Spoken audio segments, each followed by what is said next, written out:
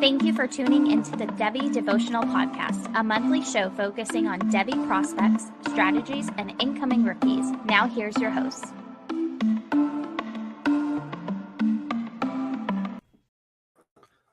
Welcome to the Devy Devotional, where we stay devoted to Devy. I'm your host, Dynasty Coach A, joined as always by Aaron Wilcox at Aaron Wilcox86 on Twitter. And tonight we have a special draft for you, or special pod for you. We're going to be doing a rookie mock draft. But here's the catch. We are not going to talk about draft capital at all, because that's all everyone's talking about right now.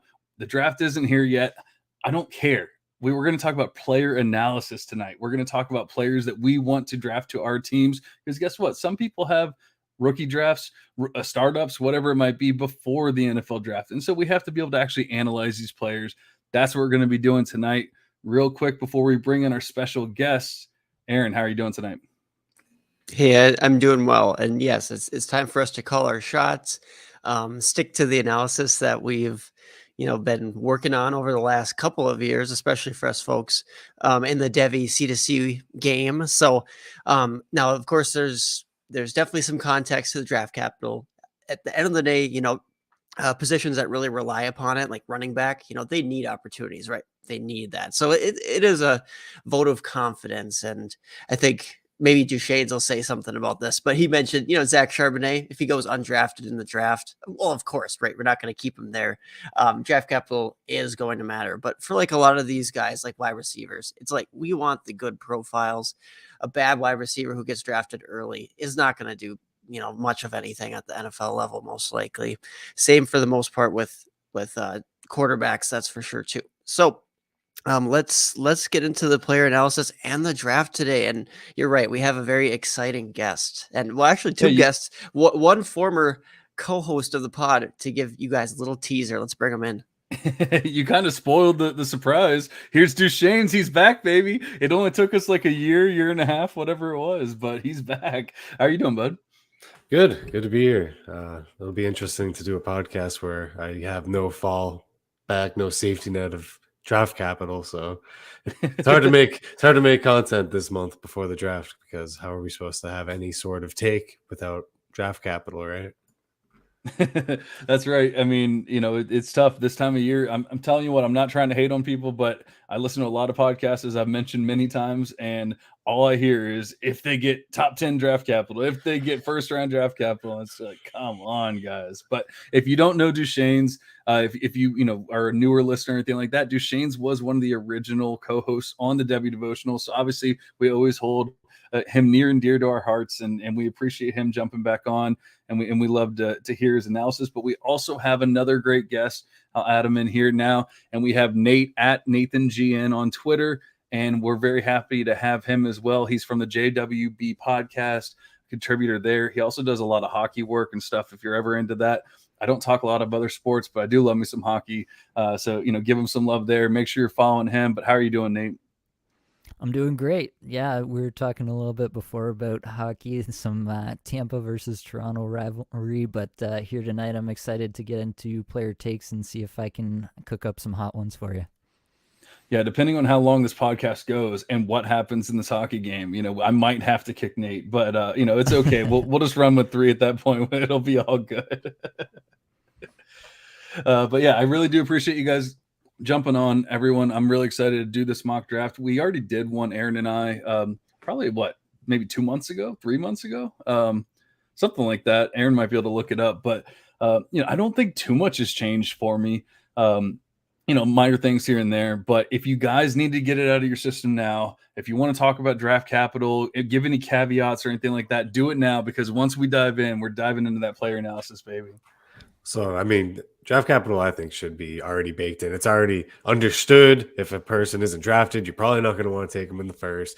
A guy that you're thinking of taking in the early first should be drafted somewhat in the NFL draft, probably, right? So, if you need to fall back on draft capital, like, it should already be understood that you think this guy will be drafted somewhere early or at all.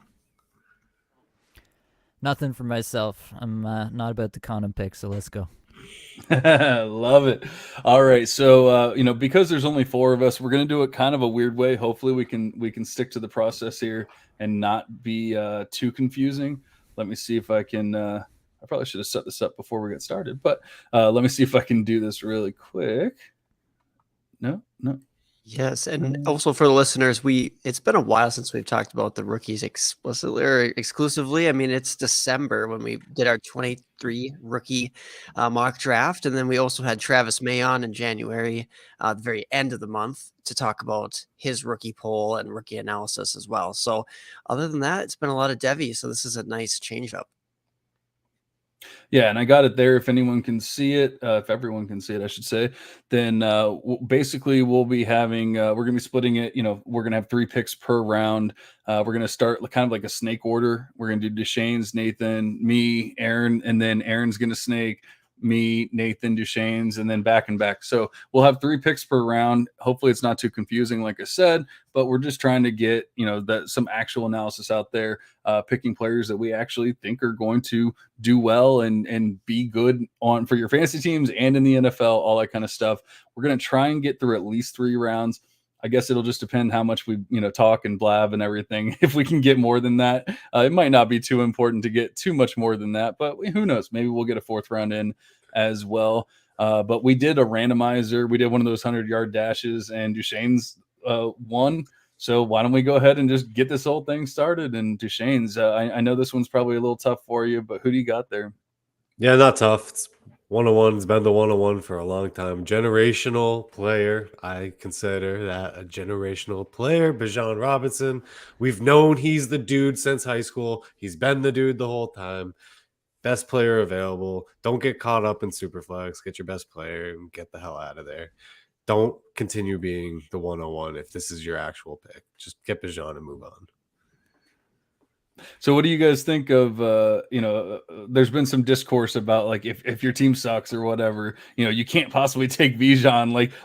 Obviously the games are starting next week. So, we can't possibly try to take a player and then trade them later on, right? So there isn't a quarterback in this draft that is that sure blue chip thing. And besides the fact that these top quarterbacks like Justin Fields and Trevor Lawrence, like they didn't do good after 1 year. They didn't help your rebuild. They didn't gain value. After 2 years, they sort of did. I mean, Joe Burrow and is maybe not included, but over the last couple of years. So, I mean, I'm taking the best player here and just moving on because I don't love the quarterbacks all that much as compared to other years past. So. No, I agree, and we can get more into it once we start talking about the QBs and everything. But I definitely have some analysis that tends to agree with that part right there. But that brings us to Nate for 102. I mean, I guess this is where the draft begins. Yeah, for me, 102 has always been Bryce Young. It seems like that's where things are headed with most people's analysis now. But for my money, he was always the top quarterback prospect in this draft.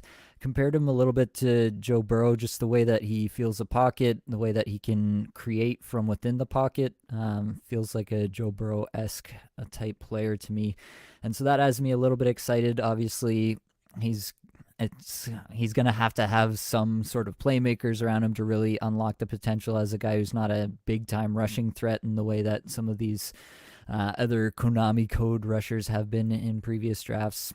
Like Fields or guys like that. So the ceiling might not be the absolute sky-high ceiling of some of those players, but for my money, Bryce Young is the best bet to be a difference-making fantasy quarterback. Yeah, I like the pick there. Obviously, like you said, he's getting more steam right now, just from pundits and whoever else. But I've always loved Young, and obviously the size concerns and everything, but I mean, if you watched him last year, or even if you just, look at the box scores like I do, you could see that Alabama was not the normal Alabama last year at the very least. And yet he was just dominating, or he was putting the team on his shoulders, as he's running around like a madman. Their offensive line was terrible. Their wide receivers weren't all that great, yet he was still producing. He was still doing great things. And like, there's probably a better way for me to say this, but he was being safe with the ball, and I don't mean like boring and that kind of thing. But he wasn't turning the ball over like crazy. He wasn't just throwing it willy nilly, throwing it like 30 yards up in the air and hoping that somebody catches it. And he was producing, he was scoring touchdowns, he was doing all that with not the greatest supporting cast, and yet he wasn't just he wasn't turning the ball over 50 times while he was doing it either. Aaron, you got anything to add before I dive in? No, I do like the picks so far. Mm-hmm. Well, that's good because we're 2 in. So let's see what if we the can. Fuck is this draft, boys? Let me see if we can continue on with this one. I'm going to go ahead and get maybe a little controversial here. I'm going to go ahead and take my boy JSN, Jackson Smith and Jigba. I do love the QBs, a couple other QBs, not necessarily in the order that you might think, but coming up. But man, there's something special about JSN. Obviously, everyone talks about how everyone kind of has that clip where Garrett Wilson and Chris Olave said that he's the best player, he's the wide receiver. We know that they're studs in the NFL, so that makes things really easy. But it's just something about him. Obviously, he missed that junior season, the entire season. He tried to play. Don't count that against him. Injuries happen. He tried to come back. I don't know if it was him or the team, but somebody tried to make him come back too early. It didn't work out. But man, when he's been on the field, he's been an absolute stud. And people like to talk about, oh well, he really only had that one game against like a running back as playing cornerback, and so whatever. Okay, so take away those 300 yards and 3 touchdowns, he was still a stud. He still had the best stats in that sophomore season. I don't care. JSN is a stud. And unless he goes to Green Bay, no, I'm just kidding. I honestly, I love him regardless of where he goes. I think this is actually one of the more interesting points, and I've been debating it a lot myself, actually, is how to rank JSN versus the quarterbacks here. And I do think that JSN is probably one of the safer players. He's got the amount of hype in dynasty circles needed to sustain dynasty value, even if he doesn't produce right out of the gate. So I think even with a decent rookie season, you're looking at a guy who's probably going to be right around dynasty wide receiver 10 this time next year. And so where do you rank that versus a quarterback? Like obviously it's super flex. A quarterback, I feel really good about Bryce Young and his projection that he's going to be a long-term starter. I'm not too worried about the size, so that's why I take Bryce Young. But JSN versus the other guys coming later, that's actually a pretty real conversation, and I think it's one worth having. Yeah, obviously I agree. And, I think, like you said, I mean, look at his former teammates in Chris Olave and Garrett Wilson. Look where they're ranked right now. It's above a lot of QBs. And so it's not that insane to think that, he could easily be the same thing this time next year. And that's why I'm banking on that. And, I love getting these young stud wide receivers as well. Yeah, glad to see you get this draft back on the rails, and you got the 102 here at 103. That's right, baby. All right, Aaron, you're up. Well, I'm still liking the pick so far, guys. Yeah, very good, very good. Thank God. Thank God. No, I don't mind that selection whatsoever. A little bit more safety compared to the quarterbacks where there could be that volatility. I really like where I'm at here at 104 and 105. It's nice to have back-to-backs. Just makes my job here a bit easier. So the first one, I'm going to go Jahmyr Gibbs. So running back, Alabama. I just think that the running back position in dynasty lately, if you've been trying to trade away these veteran dynasty running backs, it's probably not gone very well over the last couple of months because nobody wants a lot of the backs out there because they're aging, because the draft's probably going to shake up a lot of things. And in comes Jahmyr Gibbs, who has this potential 3-down profile.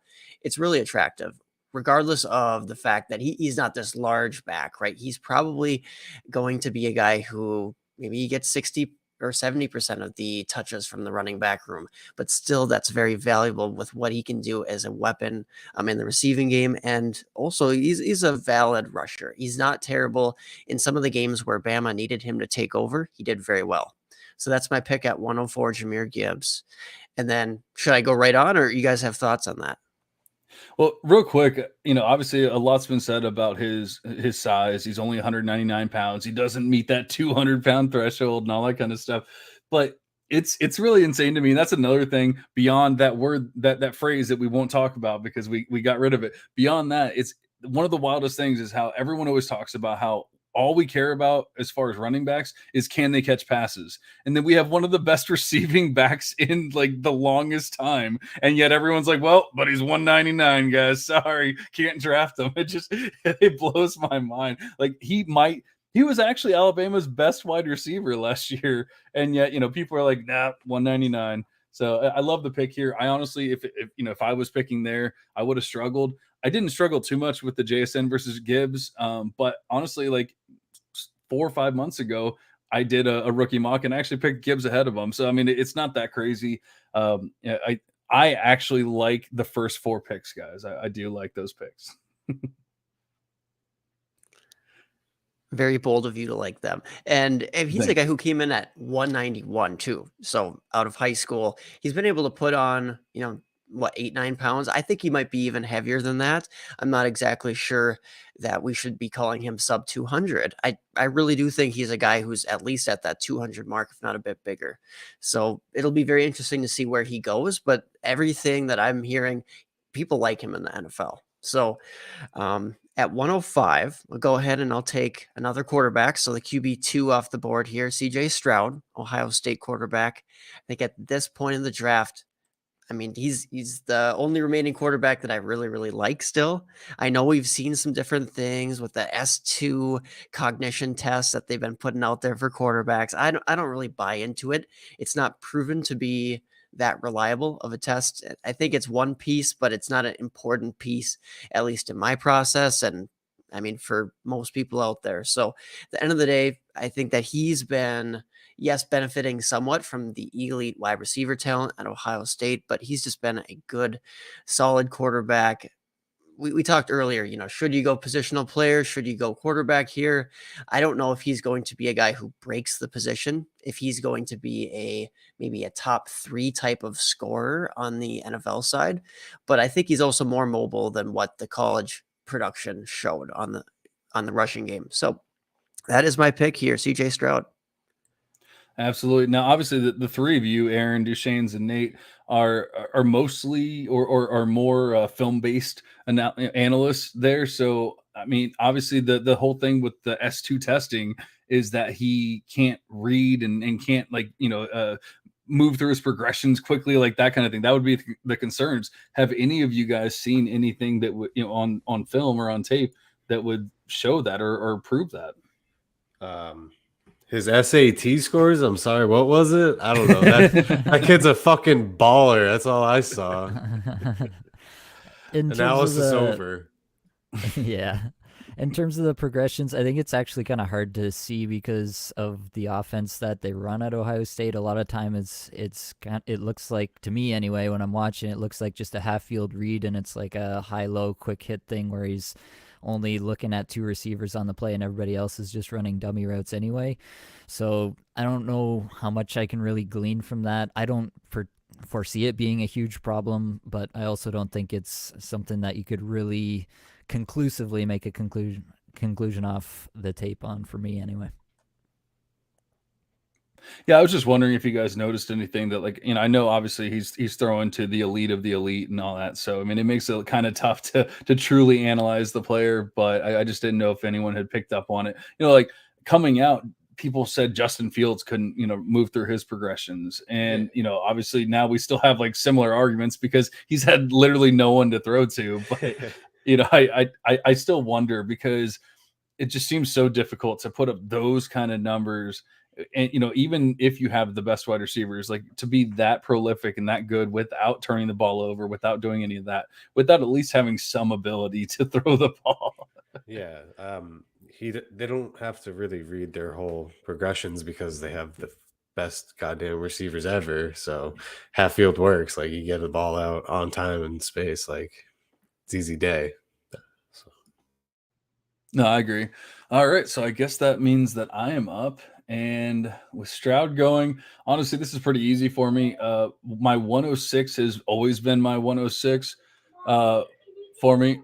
Oh, my daughter's talking on Google for some reason.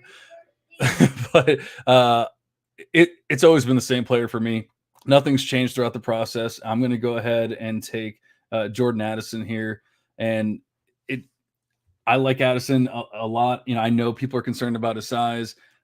Obviously, we got Spaceman in the chat. There we go. What's up, buddy? Long time no see. Like to see you on happy hour at some point. Come on. All right. So with Addison, you know, people are concerned about the size and everything, saying he's not athletic enough because of his size. I'm sorry, dude ran a 4.49. That is plenty athletic enough. I don't care that, you know, if he's 5'10, what is he, 181 pounds or whatever the hell he is.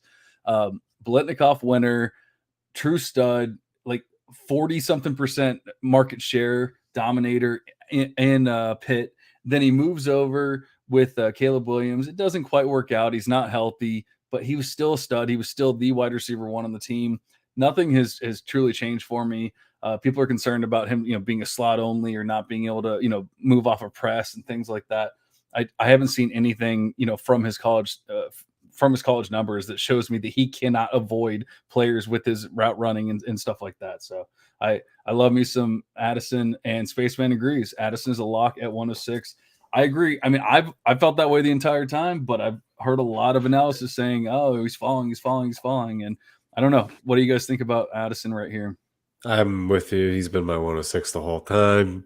He got Kenny Pickett drafted in the first round. Got Caleb Williams, helped him win a Heisman. The dude is just a baller. And he's 106. He's been my 106 the whole time. If we're worried about size, we're going to be worried about size a lot in this draft. And it seems like the people are just holding on to preconceived like notions, like he will only play the slot. He's too small. But it's like, are those even issues anymore? Really? Like, are those even really problems anymore in fantasy? It's getting smaller and smaller every year. I mean, it's just once you start seeing guys like your Olaves and you know, even obviously Elijah Moore is kind of a tough one because of what happened last year. But there's also a lot going on in New York. Slim Reaper, yeah, Justin Jefferson, Devontae Slim Smith. Boy. Yeah, exactly. Jamar Chase isn't, you know, Garrett 6'4" Wilson or anything like that. Yep. Yeah, he's very thin. I mean, he's in the same ballpark, roughly. At least I don't know if he's put on more weight, but yeah, Garrett Wilson's in that same area. Yeah, and that's why I got Garrett Wilson at 107 in a couple of drafts last year, because people were concerned about the landing spot, concerned about the size, and he's not an alpha, guys. He's not an alpha. But all right, enough about Addison there. Nate, who you got at 107?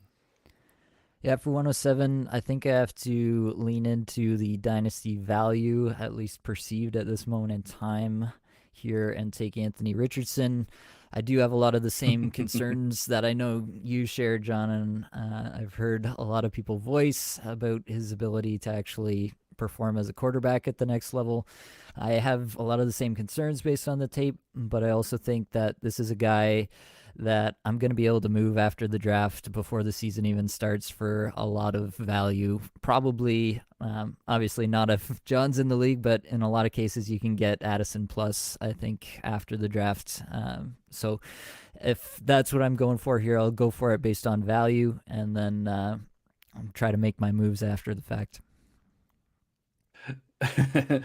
Spaceman says, oh my God, traitor. But honestly, you know, this is, now I would pick him a little bit later, but this is where you start taking, you know, some of those guys with that elite athleticism. I mean, he literally is the most athletic quarterback ever in the history of the NFL, whatever, if that's true or not, but at least per combine numbers, that is the case. And so, you know, at that point, you can start picking up on some of that stuff. I feel like once we're past the like literal top tier players, then we can start talking about, you know, maybe some outliers and stuff like that. I don't have a problem with that. It's when we're talking about 102, 103, you know, then it kind of grinds my gears. But, you know, I understand. I see the upside. I understand the upside. You know, it's been the argument with Richardson this entire time, all throughout college and everything else, when he couldn't beat out Emory Jones to be the starter last year at Florida. You know, it's like, oh yeah, but the upside. So I get it here. You know, I obviously I'll always hate on an Anthony Richardson pick, but you know, it's not as bad as I've heard. Yeah, and he is one example where he has relatively little college experience. So even though, you know, it hasn't been great to this point, I guess you can't completely rule out that if he would have stayed in college, he wouldn't have taken a big leap forward. So certainly risk, but like you said, Nate, there's a lot of people out there really high on him in drafts too. You got anything to add, Douche? I'm just glad he took him, so I didn't have to based on any value. I agree 107. It's fine at this point to take him but I'm only taking him to trade him, which I hate that philosophy in general. So at some point, if you're drafted as a quarterback, you got to throw the ball. It's not 1923. So the only thing about the whole like taking a player to trade them thing is that unless you took them way too early, then other people let them slide. Exactly. You took him. So what are you trading him for? It's just like you're hoping to God that he's going to gain value. And the only way he can gain value is by being on the field and actually producing and looking like a quality quarterback. Otherwise, maybe he'll hold his value, but at that point, you could have just drafted a good player that was actually going to gain value. So I hate that argument as well. But enough about that. Who are you picking, Deuce? I mean, it got real tough because I haven't been as in the loop, but I know people have soured on Addison a bit, so I'm bummed to not be able to take him there. My 108 is pretty simple though. We're going Zay Flowers, wide receiver. Just he's the odds-on favorite to be the second wide receiver taken. He's been balling. You got all the Antonio Brown comps. Need I say more? If you're worried about size, you're going to be worried about size. Just don't take wide receivers anymore at this point, unless I don't want to name spoil, but in the first round, like all of these guys are going to have some size concerns pretty much.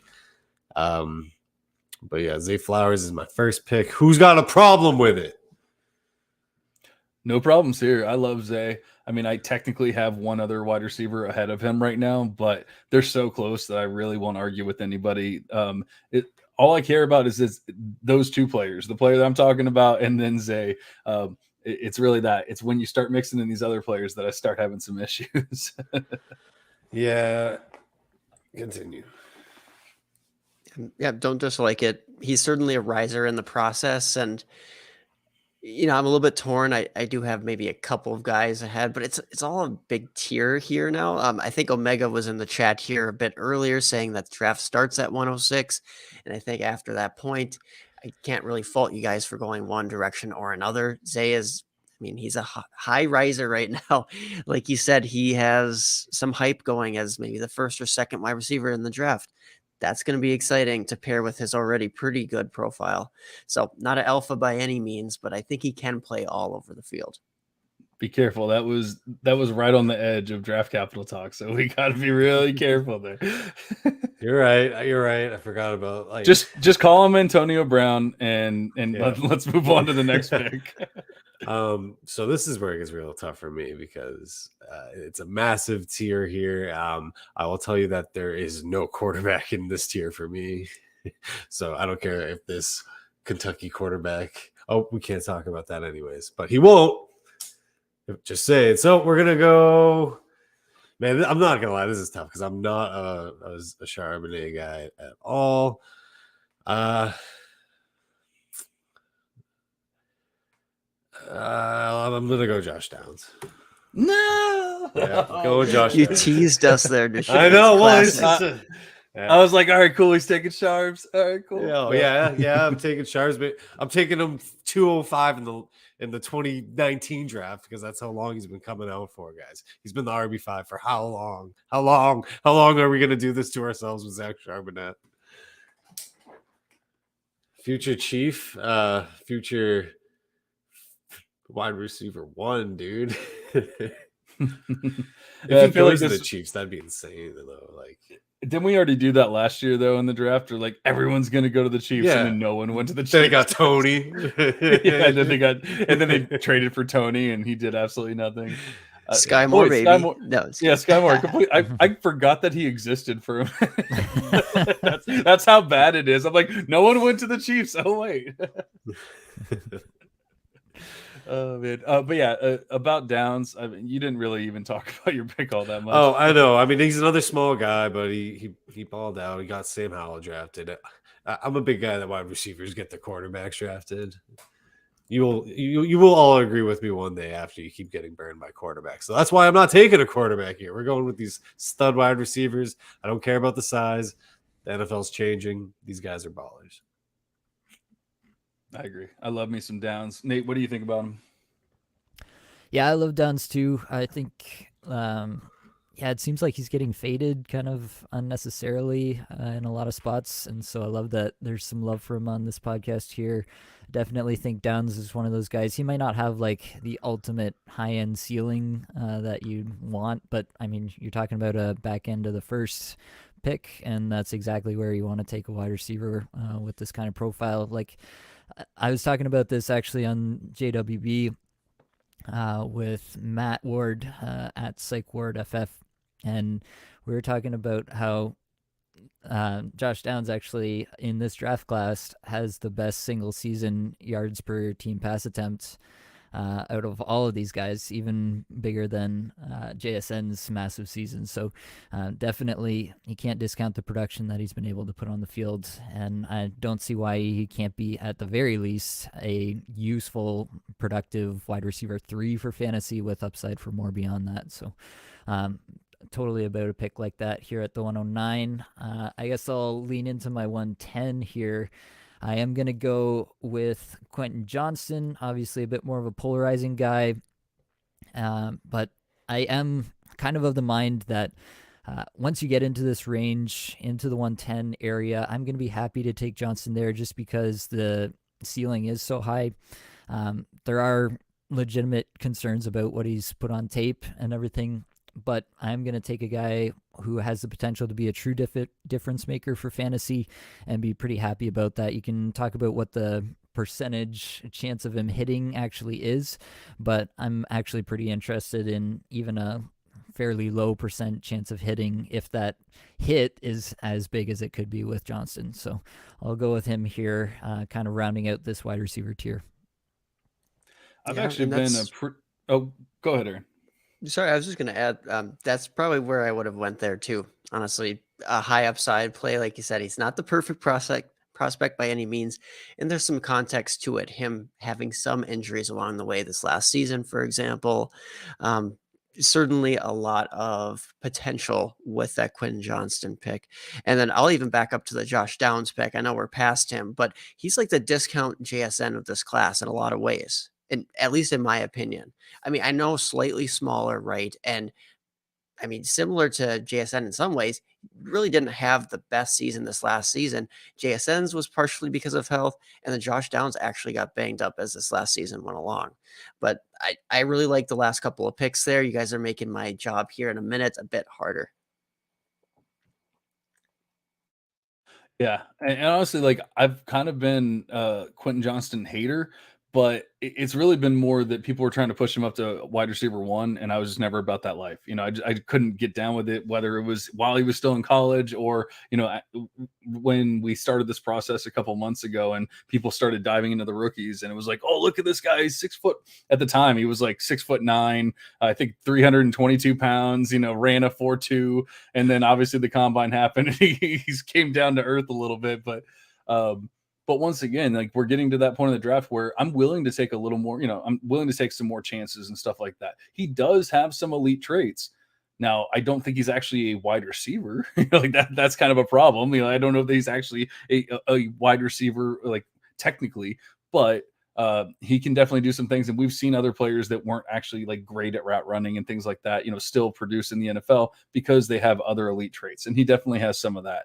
Now I will say, I don't do the film analysis, but I've heard a lot of film people talk about how he plays so much smaller than he actually is and everything. So, I mean, there's definitely some concerns to it, but Duchesne, do you have something to add to it?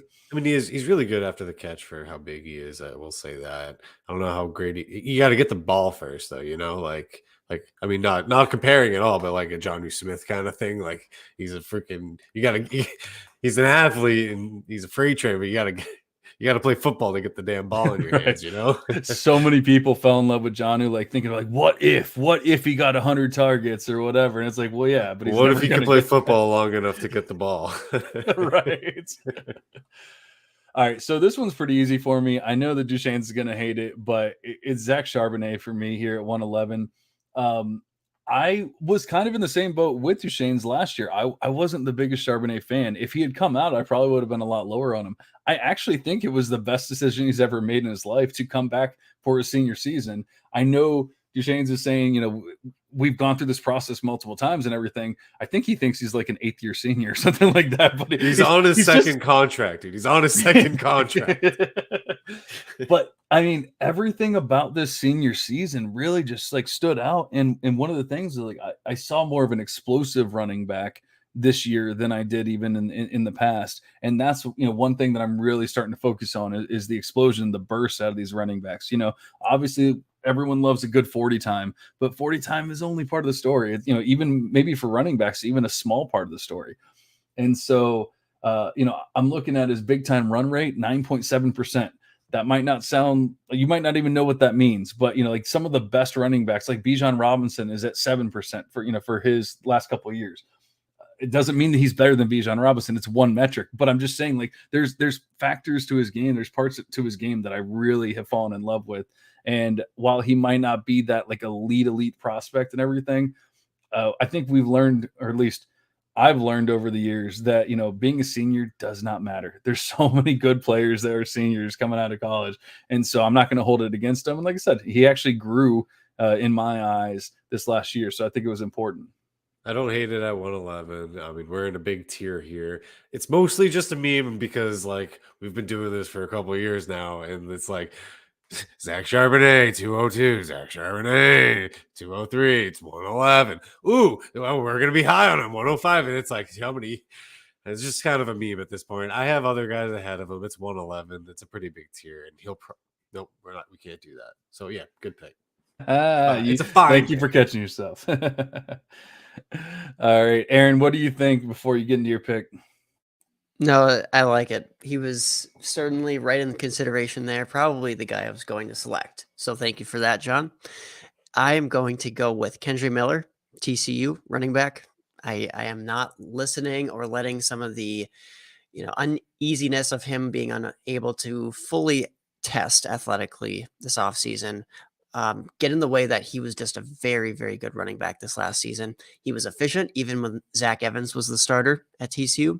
Really got that breakout this season, and I think he just profiles as a 3-down back. I know the receiving production isn't elite by any means, but it's functional. We want at least some thresholds there, or at least showing the ability. He's not a 0, and he has the size. I believe he has the athleticism. So I'm going with Kendre Miller here. Think that running back position, it's just so important in Dynasty, and people are really after them. And getting the next young crop of these potential studs is the route that I want to go here at the very end of the first round. I'll jump in here if I can. Sure. I kind of just don't want to be in this position of getting the first running back in this tier. Like I know like it's kind of in that spot where you have to make that call and you have to go get your guy. And so I get that, but I kind of just hate it. Like if this was a draft, like an actual rookie draft where you could trade out and stuff, this is probably a spot where you're looking to trade out. You're trying to get to the back end of the running back tier rather than take the first guy off the board, for me at least. Kendre Miller specifically is not somebody I'm super into. I have concerns about him being more than first and second down grinder at the next level. We'll see where he goes and how they use him, obviously, but that's my kind of concern with him. There were a couple times on tape where I thought his vision was pretty terrible, and that all depends on scheme and things like that. There's definitely ways that can get fixed. Another thing that bothered me a little bit is he would break tackles, but he would always get slowed down and be off balance, and the next guy would tackle him instantly. And so he never, like, you see some, even like Gibbs would like bounce off guys and keep going. Even at 199 pounds, Gibbs had that to his game. Whereas Miller, anytime anyone tackled him, he was immediately off balance and stumbling, and someone would soon swarm to him, it felt like. So Miller, for me, ended up a little bit behind a bunch of the other running backs that are still yet to come off the board. And so if this, like I said, if this was a real rookie draft and I had the option to trade back, then that's what I'd be looking to do before taking kind of the first guy in a big tier of running backs here. I can respect it. I mean, we obviously don't know, he doesn't have the receiving profile of a lot of other running backs and everything. So we can't say that like he's going to be a true 3-down stud in the NFL and everything. I do love the talent. I watched one game film for Kendra Miller for my Kendra Miller article for DLF. So I mean, at this point, I'm basically like a film guru, and I honestly did see a little bit of what you're talking about with like it's weird. Like one play, you'll be like, oh, cool, he's got the outside. No, oh wait, no, he got caught. But then the next play, it'll be the complete opposite, and he's gone for like 50 yards. And so it's kind of weird. I don't know if it's just like a laziness thing or what, or maybe I don't know. I came away from it, and I could be 100% wrong, but I came away from it thinking that TCU's offensive line was pretty bad. But once again, I didn't actually research or anything like that, but I could actually be very wrong about that. And the guy's been so efficient. If they do indeed have a bad offensive line, I truthfully don't know.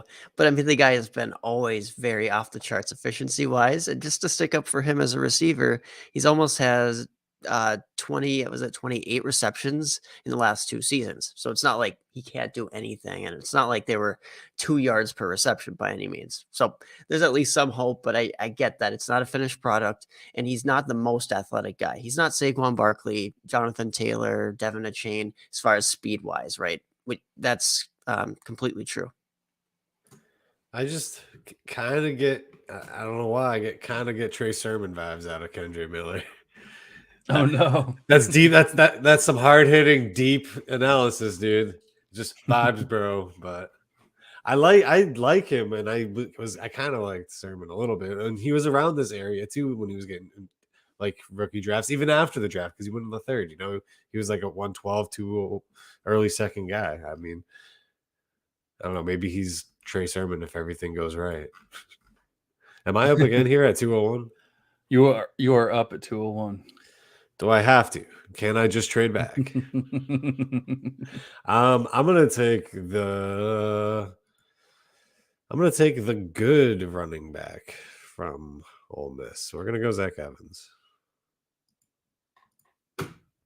I like it. I mean, I feel like at this point it's a little spicy because he's not because I don't like the player. I like the player a lot. I love Zach Evans. Yeah, but people hate him. Here. Yeah, people absolutely hate him. They hate him.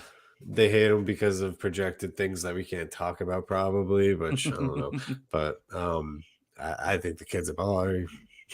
There's not much really to say here. Well, it's not even that. A lot of it's like he was never the number one running back on his own team. He had to transfer out because of Kendra Miller. And I mean, I get it. You look at the profile, whether you're watching film or looking at the stats. I mean, it's true. He truly never was the number one. Unfortunately, he was around 2 studs in Kendra Miller and Quinshon Judkins, so that doesn't help. But I mean, that it is. Once again, I'm like being devil's advocate here because I really do like Zach Evans. So like, I'm not trying to argue with you here at all. I'm just like, I understand where people are coming from, but I mean, try not to think too much about the overall product. Like, okay, he didn't play 48 games in his college career, but look what he did when he did play. He was really damn good.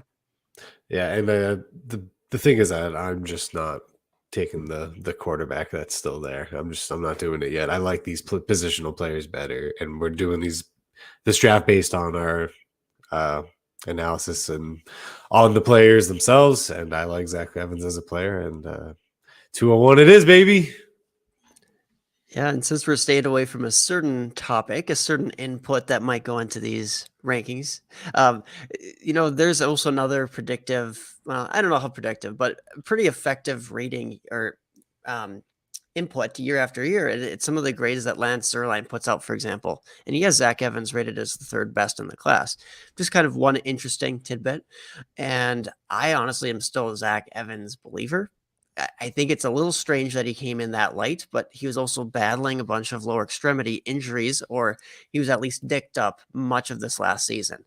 And that makes it very much more understandable how we got some guy like a very talented incoming freshman, Quinshon Judkins, who started to take over those roles. It's not that Zach Evans wasn't the starter at TCU, wasn't the starter at Ole Miss. It's the talent behind him through injuries, through other reasons.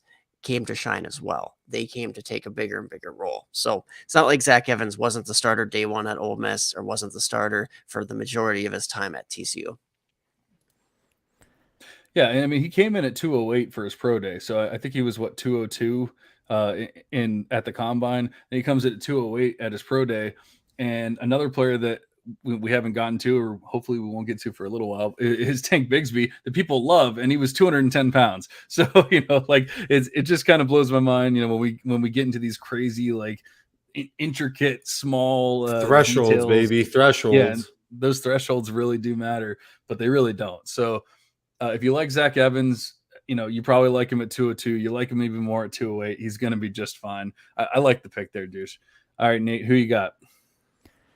Well, I guess I'm going to play the villain here again and take the quarterback just based on value or whatever you want to call it. I will go ahead and take Will Levis here. I would be looking to trade Will Levis if I took him here, but I do think that obviously, if it's an actual league and he gets to the 202, then probably everybody in your league is out on Will Levis, so maybe you do rethink it at this point. But I do think that there's going to be somebody who's going to convince himself that Will Levis is worth more than the 202 that you'll be able to move him to. And so the way I play Dynasty, the way I play these rookie drafts, I would take Will Levis at 202. I'd be looking to move him probably immediately, but I would take him here. How bad do you need a shower? I do need a shower. Yeah, it would feel good to just wipe the grime off, because there are definitely players I'm more excited to talk about. Zach Evans being one of them. Right? But, wouldn't you rather just take a player you like? Yeah. Instead of be a coward, Nate? Honestly, I was on the JWB pod probably about 2 or 3 weeks ago, and I was talking with Tyler, and he asked me, like, where would you draft Will Levis? And I'm like, man, I'm not a Levis guy at all. Like, I don't like him, but everyone has a price. Every player should be drafted at some point. And, at the time I said, probably around somewhere like around 204 or something like that. But, basically I want to make sure that Josh Downs is picked. After that, after Zay Flowers and Josh Downs are picked and stuff, I'm fine. I'm okay with it. Because, obviously we're not going to talk about those words, but we're going to talk about Will Levis is built like a tank. Like, the dude is definitely a stud when it comes to that kind of stuff. He also has a hell of an arm. Like, he has upside in certain areas. He's just not a very good quarterback. But we've seen not very good quarterbacks be trained up and all that kind of stuff in the past. So here in the beginning of the second, I'm perfectly fine with it. It's, once again, when you're taking these players that are completely raw, have to take a year at the very least, and all that kind of stuff in the early or even mid first, that's when I have a problem with it. So Will Levis right here, yes, it feels dirty. I wouldn't want to do it, but this is right around when you should do it. Actually do it, because you're past those first couple of tiers. Now, okay, I'll take that project quarterback that could become something. Yeah, and when we talk about him not being a good player, it's all based on just being a good producer. I prefer that term for him just because he had an offensive coordinator switch this season. So he didn't get to see the growth. He saw regression. He didn't play as well in that system under those circumstances, also losing one of his best receiving options.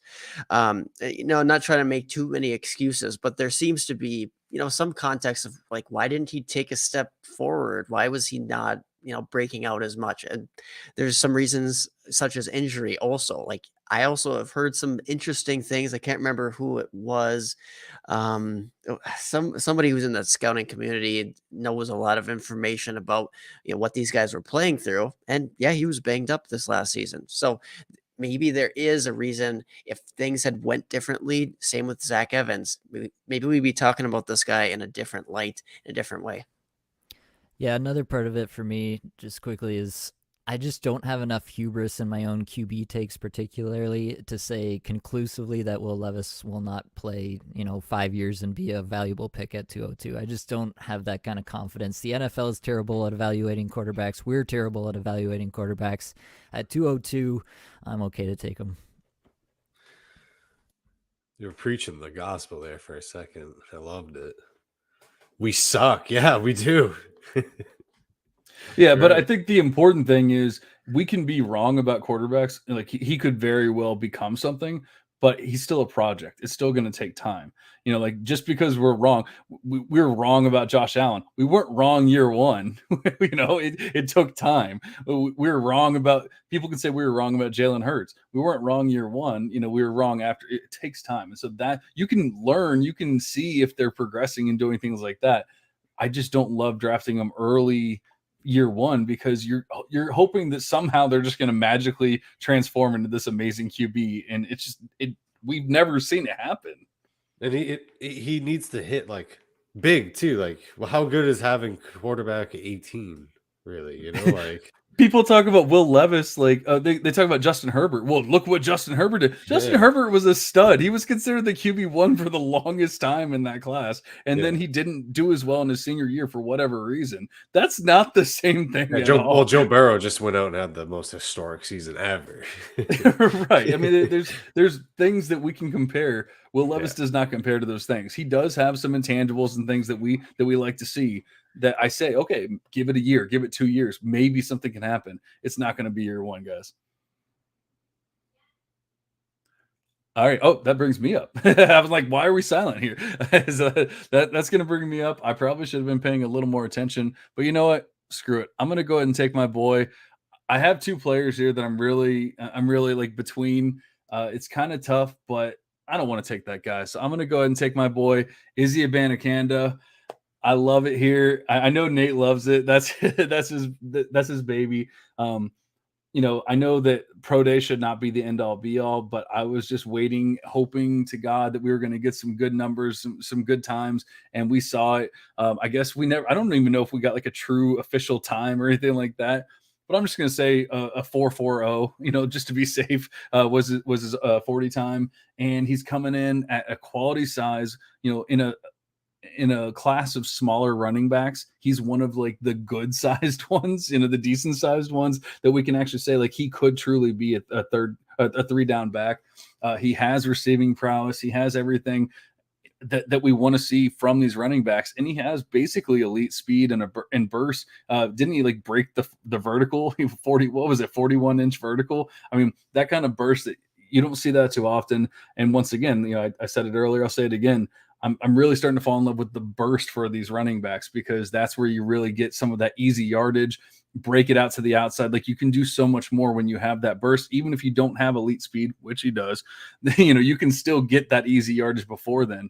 So yeah, give me Izzy Abanikanda here at 203. I'm saying steal of the draft so far, boys. Steal? I mean, it's a good pick, but 203 is a steal. I'd say 302 is a steal. It's a good pick. It's a good pick, and you're right. He has the size, especially among smaller backs. But our best ball king loves it, so that's all that matters. Yeah, I'm obviously about the Abanikanda love. Definitely, I'm like, what more do you want out of your running back prospect? A guy who's got the size, he's got the speed. If he gets the opportunity, then I feel like we see this profile hit more often than not. So I don't know why you'd want to be against that.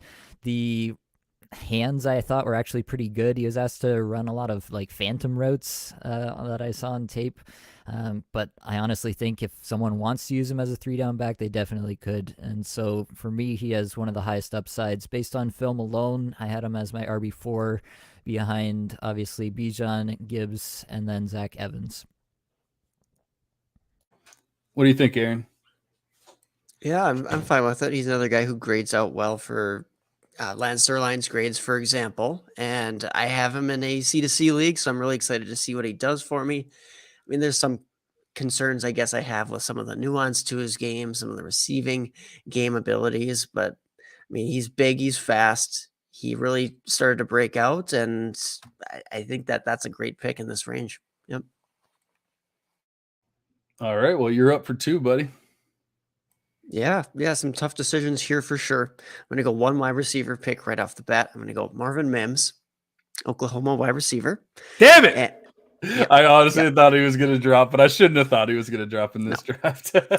Not a chance. And he was a guy where he really liked what he did right away in his collegiate career, that he lulled a little bit in this last season. He was again good.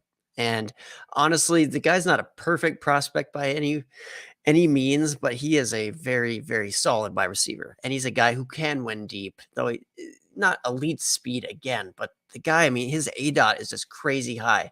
It's crazy high to a height, I guess, that is very uncommon. We haven't had a lot of successful NFL guys who have had actually numbers that high, but it's just maybe somewhat of usage as well with Marvin Mims. So I'm not sold that he's going to be the most versatile guy by any means, but I also think that as far as wide receivers left on the board here, very, very good bet to make. What do you guys think?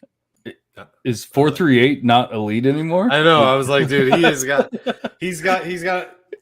speed you can't teach, and he's actually, as far as the smaller class goes, I mean, he's almost 6 feet, almost 185. It's very good speed. Elite, I guess it's a bit of a stretch when we're calling guys like late 4.3s, 4.4 range elite, but yeah, I'll give it to you. All right, Aaron. I pulled my hammy on the flag football field this weekend. I'm pretty sure I would call 4.38 elite speed, but I love Marvin Mims. He's like my sleeper, if you will, because so many people. I mean, he was literally being drafted at I think he's still being drafted normally around 212, somewhere around there in a lot of drafts, and it just doesn't make any sense, man. Whether he might not have a complete profile, but he has elite aspects to his game. The non-elite speed, but then other elite aspects. But Deshanes, I think you were going to add to it. I was just going to say that's the best pick of the draft so far. So even though he's got good speed, not elite, that's probably the best pick. So honestly, if he had elite speed, it would be the best pick. But if he had 95th percentile speed, right? But is he with his with his weight adjusted speed score? All right, he's already dead. He's He's got another pick. All right. What do we think we're gonna do here?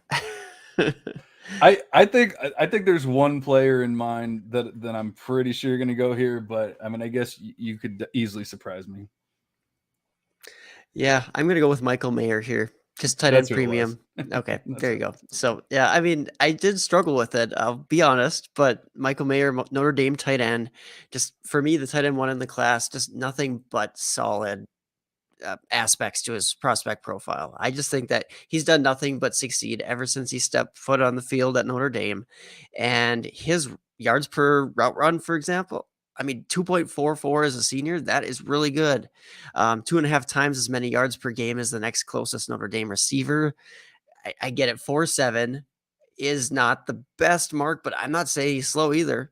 We've seen plenty of successful guys around that range or just slightly faster. So if he was in the 4.6s, we'd probably be singing a different tune and saying, oh yeah, he's fast too. But when falling to that 4.70 range, I'm okay with it. Ultimately, let's not overthink a guy who's going to be on the field a lot. He's not going to be somebody they pull off the field because he's a very competent and very good blocker, to be honest. And I think he compares favorably like a TJ Hawkinson or a Pat Fryermuth, guys like that who in the right situation, things like that could rise up and be a top 5 type tight end in a given season. Things have to break right. Yeah. But I think he's a good talent here in the second. Yeah, like I said, that's who I expected you to pick there. I mean, I wasn't 100% sure if you were completely sold on him. I know you have love for another tight end, maybe from your C2C days, but yeah, it makes too much sense. And I think it's one of those things where maybe people double count the combine for a person like Anthony Richardson. They kind of count the combine against a guy that you didn't think was slow or you didn't think was fast to begin with in Michael Mayer. And then they kind of double counted for that too. And it's just well, we never expected, no one ever said in college or in whatever, this elite speedster, very good 4.38 speed. No, they never said that. It was just he's a quality tight end that dominates Notre Dame's wide receivers. It's just he's obviously a quality wide receiver. There's absolutely no reason not to take him at the very least right around this range, but he would have been my next pick as well.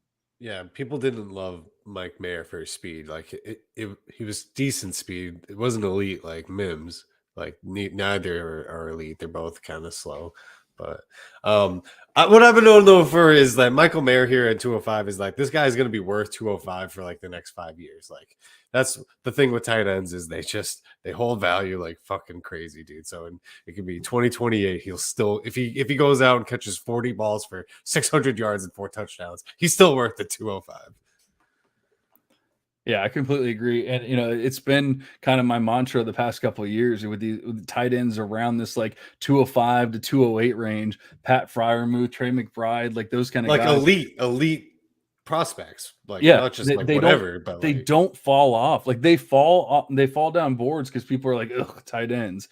But then everyone's like, oh wait, I need that tight end. Can I give you 205? And it's like, yeah, sure, of course. Like it's worst case scenario, it just never drops off. And it's not this playing the value game. It's literally they just don't drop off for whatever reason. Or you can get a Pat Fryermuth where you can get 9 touchdowns and get some quality play, and you need that from these tight ends. Maybe he's never going to be a tight end one, the tight end one, but he'll be a tight end one. So then sometimes that's all you really need.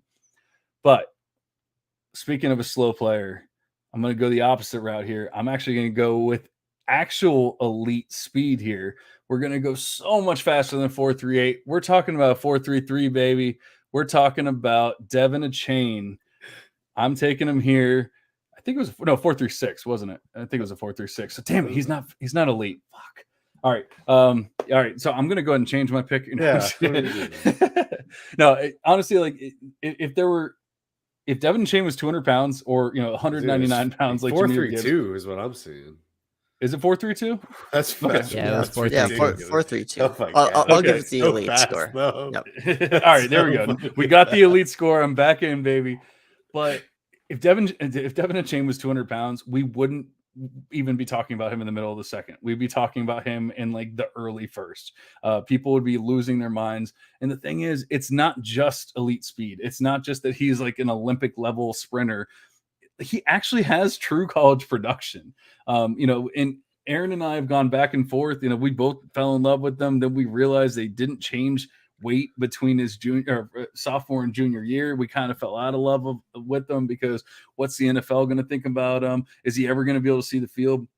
I don't care at this point. Like the dude has proven that he is a stud. He came back his junior year, did everything that he did in his sophomore year, and then some.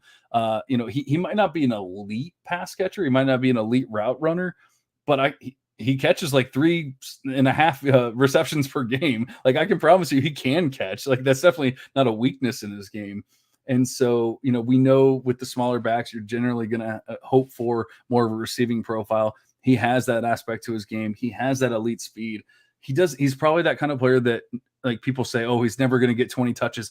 He doesn't need 20 touches. Like he's that kind of player that can get 13 touches, 14 touches and still get you, 12, 13, 14 points or whatever on the week. And obviously that's even without like going crazy and scoring, multiple touchdowns and all that kind of stuff. So giving me Devin A-Chain here. I love the pick here, just like the value, because I feel like he's probably going to go a little earlier than this. But at the same time, I don't know. There's not too much more like extreme upside with the running backs where I'm like, this guy could be that next stud, like that next like true stud. And I think that while he's not going to be like a true workhorse, he could be that just like stud that scores points because he's so damn fast. Yeah. I've always kind of been a hater of guys that are like super crazy athletes, but don't know like how to play football, like Johnny Smith earlier. But as a guy who watched A-Chain a lot, he's fast, but like he does know how to play football a little bit. It's kind of cool, So like, I love the pick here at 206. Yes, For I finally got approval. For myself, it's still early for A-Chain. I can't get behind the size.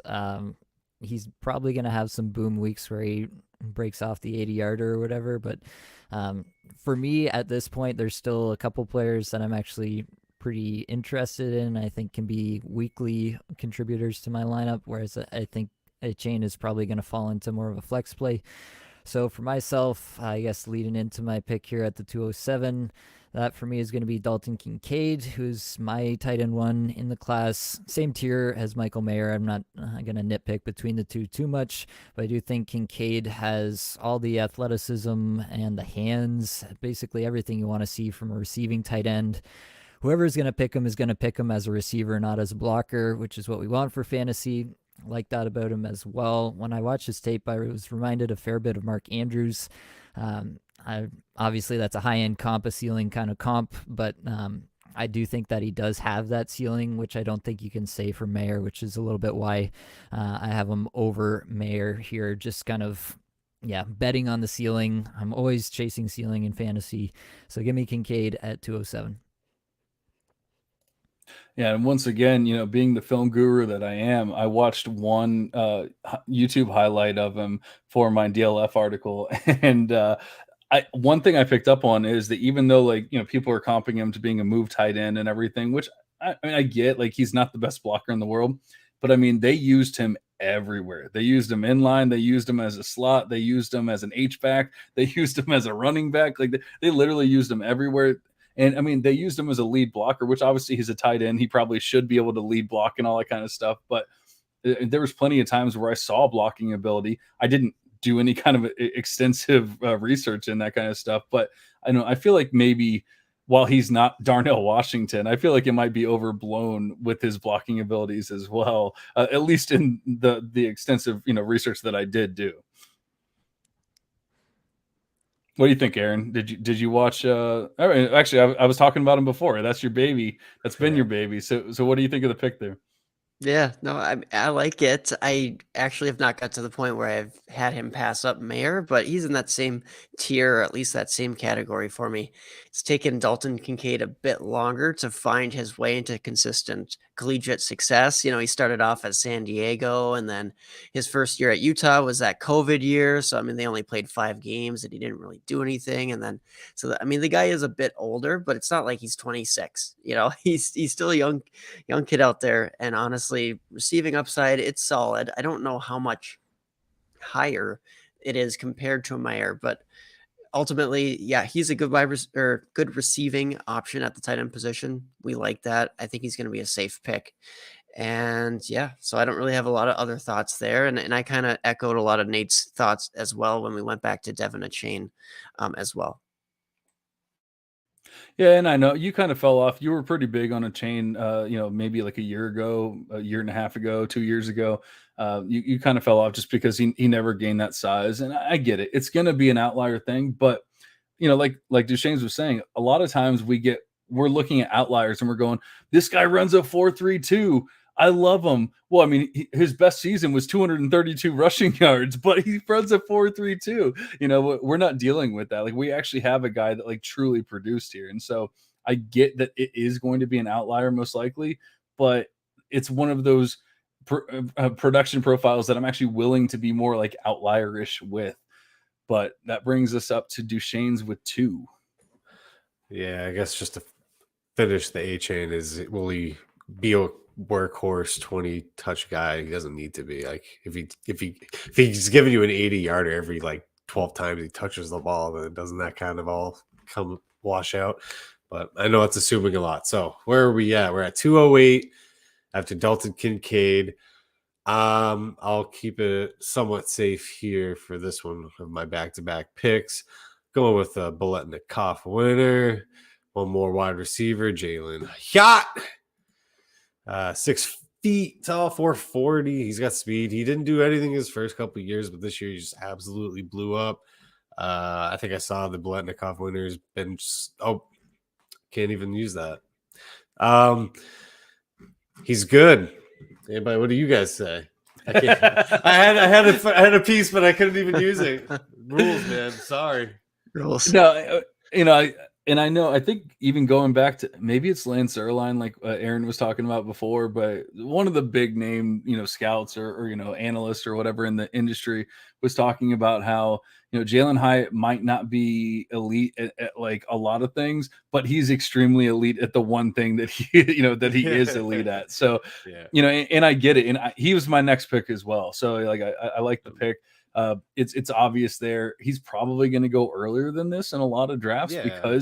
because he's probably going to be more coveted for certain reasons that we won't talk Yeah. about. But Well, I think that I think that especially at this point in the draft, like you're banking on that upside. It's one of those things where like at this point in the draft, you're looking at the exactly. upside of that pick and you're saying, if he could be that, not comping the players, obviously they're completely different size and all that kind of thing, but if he could be that DK Metcalf level of I can just burn you and beat Yeah. you and that kind of thing, then it doesn't matter if he's like a true wide receiver and that kind of. So I like the pick here. There's definitely upside to it. The dude, I mean, maybe it's just the fact that he burnt every single Alabama wide receiver or I'm sorry, Yeah, cornerback. exactly. But like I almost expected him, and the combine, like Vegas expected him to be faster than a 4.40. So it's almost like, he's not like track speed, he's football Game speed. speed. He Yeah. plays faster than it. So I don't know what it is, but dude's fast, dude obviously can catch.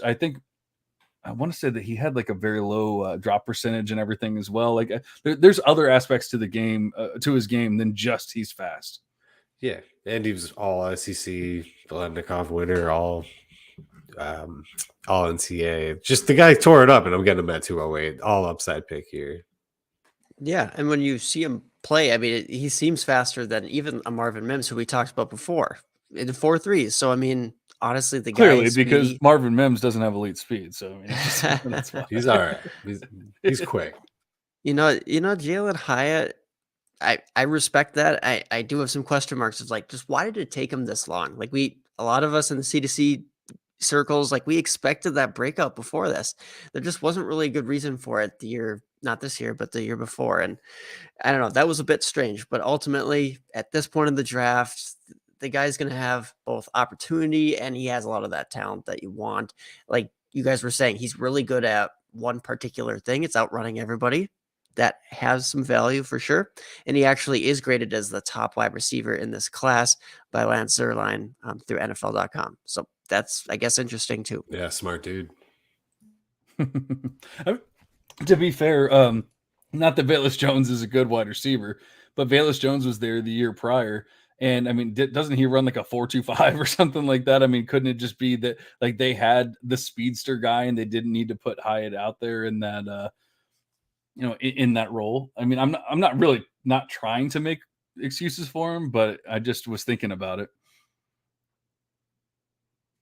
Yeah, I mean, Velus Jones was, around that 4.3 range for sure. But he also was not a good wide receiver, But I guess you wait around long enough in college and you're 4 years older than everybody, you're going to dominate. So Velus Jones, took advantage But we also, of that. you good for him. especially know that these college coaches don't always use the best wide receiver, and they might give other wide receivers or other players that have that tenure more of an opportunity. So I can't even say how many routes that Hyatt ran or anything like that. And I'm once again just being devil's advocate here, but Velus Jones is not a good wide receiver. Like he should have beat Velus Jones out.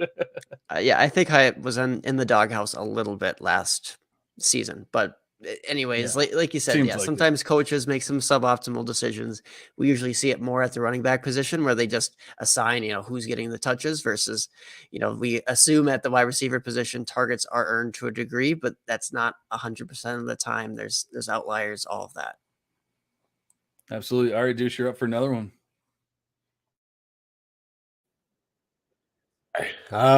This is my favorite pick. It might be a reach, but we're getting into some hairy territory. This guy could be, in my opinion, the next Felix Jones or Lindale White. He's been stuck behind my 101. We're going, where is he at? Rashawn Johnson, baby, 209. Guy's a freaking shed, 6 feet, 220. He's put up production. He's caught some passes. He's been stuck behind just the greatest prospects in Saquon and AP. Rashawn Johnson is my pick here at, where are we at? 209? 209. Yeah, I'm into Rashawn Johnson. I still have a couple guys I'd take over him, but I do like Rashawn Johnson a fair bit. I do think that there's probably an NFL team out there that likes him a fair bit just based off tape, because his tape looks really good and the opportunities he did get, like he's breaking tackles, he can catch passes, he does everything you want. He's got the prototypical size, the speed, like he got under the 4.6, so he kind of crosses that threshold, I guess you could say. So as far as the tape goes, I think I like Roschon Johnson right in this tier of backs that we've been talking about. So Came in as a dual threat quarterback too. Yeah, he had to learn how to run into the back of offensive linemen. No, I'm just kidding. But I mean, obviously, like the big to do with Roschon has been that he's not overly fast. I think he ran a 4.65 at the combine. 4.58. Was it a 4.58? Put some respect on his name. Okay, yeah. Okay, so we won't say terrible. We'll say not very good. No, not quite elite. Not quite elite, exactly. Not quite elite. But people have made a big to do about his actual elite 10 split, 10-yard split, and so like the burst is there, even if it's not necessarily showing up in other like bursty metrics and that kind of thing. But do you see that on film? Do you see like him just completely like breaking away from people at the very least at the beginning of the play? I'll let you take I it, think Nate. he does have burst, at the beginning of the play for sure. Definitely need the long speed, not quite so much there, but I definitely think he's got enough burst to be, he's probably not going to be the starter on anywhere, but like this is a guy you'd be excited about if the starter goes down and he's thrust into a 3-down workload. So he might not run in the 4.4, but as these defenses are getting smaller to keep up with these smaller wide receivers, this guy might start bullying these defenses going forward. Like the game changes and it continuously changes. Get this guy on the field. He's fast enough. Yeah, there's a lot of reasons why we didn't see more volume from him in college. Well, I mean, there's a very obvious reason, one big studly reason. But yeah, ultimately the guy does lack some of that nuance, like the agility and some of the change of direction, things like that. And I find him to be a stiff runner. But I mean, so is a guy like Chris Carson. I mean, he always was that style. And once he gets that opportunity to show that, yeah, he's actually a great physical back who can handle a lot of touches, there certainly could be a route for him becoming a high volume back, which is exciting. So no problems with this pick in that range there. Oops. All right. So that brings up Nathan. You're up, and I just realized that there's one guy that I really want to take here. So do not take my guy. I'm pretty sure I'm taking your guy. I'm kind of shocked he got here. Oh no! But I'm gonna go ahead and take Hendon Hooker here. Oh man! Yeah, honestly, I'd take Hendon Hooker ahead of probably 5 of the guys we've taken so far. So he's definitely a value to me at this point. So I'm into Hendon Hooker at 210. Any quarterback, honestly. You just took Dalton Kincaid at 207. Yeah, I do have Kincaid over Hooker, but I would take him over the last 10 picks. Like no, don't make logic. Don't be logical after it. Just, I'm sorry. I interrupted you. No, I do have Kincaid over him, but there are a few other guys I'd take Hooker over that were taken by the other fine gentlemen on this podcast. But yeah, I do like Hooker. I think he's obviously got a road back from the injury, and we'll have to see how that affects what was a fairly decent rushing profile to add to a quarterback. It's still kind of, he's got the old man thing going on where he's one of the older prospects to come out of quarterback. I honestly don't really care that much. If he can cut it, he can cut it. And I think I think there's a team out there that's just going to like what he did at Tennessee. Like, it was a high visibility program. A team's going to like it. A team's going to draft him and get him on the field at some point in the next couple of years. When you get into the back end of the second, I think it's absolutely a smash to grab a guy like that. Yeah, I kind of forgot. Aaron says he knows I'm going to snipe his guy. But I kind of forgot that Hooker was even there. Not that, I don't know. I guess you could make an argument for my last pick, which was a chain and Hooker. I could see it. But, we know that he's coming back from the injury. He's 25 years old. There's a lot of question marks to Hooker's profile, as much as I do like him. But, obviously we know that everyone loves, you got to hit on those QBs. And if you can hit on a QB at 210, you're feeling pretty damn good. So I love the pick there. That brings up a pick for me that is not nearly as easy as that pick would have been. But I think I'm going to go ahead and take my guy here. Aaron can attest here. He says he thinks I'm going to take his guy. I don't think I'm going to take his guy because I'm going to take my guy.